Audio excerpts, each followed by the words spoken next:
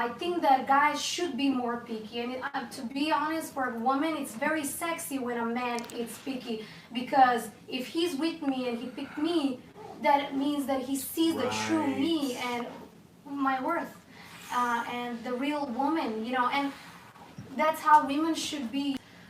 Instead, just like, oh, whatever, it's nothing. I'm just gonna go because he's a basketball player. Even in the Bible says every human being is like she perfect. Got biblical on here, y'all. It is Sunday. Welcome to Sunday service. Welcome to church. Let me just point out a few things, highlight some things that she said that really struck me very strongly. The number one thing that she said is, you can't just be passing your body out to every man that you consider to be interesting or attractive. Because she said you leave a piece of your heart with each man. And then you have an inability to truly connect with men because you didn't pass out the vagina like a Costco sample, right?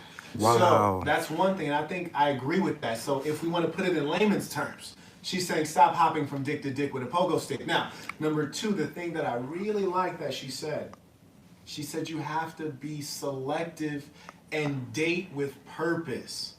And she further said you play the way you practice, which is that if on a regular basis you're having one-night stands with Bob, John, and Dick and Harry, then when you encounter the real deal, you're not going to know how to interact with them because you've been dealing with a bunch of lowlifes. And then the other thing she said, which she says you're going to end up with hoe energy if you're actually, right? She says you got low hoe energy. She says you got low hoe energy. Yeah. And when you have low hoe energy, I think you said you're lost. If the woman is lost, and then you end up with that woman as a man, she's going to transmit that to you. Which is to say, birds of a feather flock together. Do you want to become a part of that feather? Do you want to lay down with any woman who's willing to lay down with you? That's something you really have to think about as a man, because sometimes our sex drive, the small head overcomes the big head. Or if you're like me, the big head overcomes the big head. You understand what I'm saying? So you guys really need to stay focused. And I loved everything she said except one word. She said use the word independent. Now she might have just used that thoughtlessly. She said independent. I'll explain that to you. Look, she ready. She's ready. All right.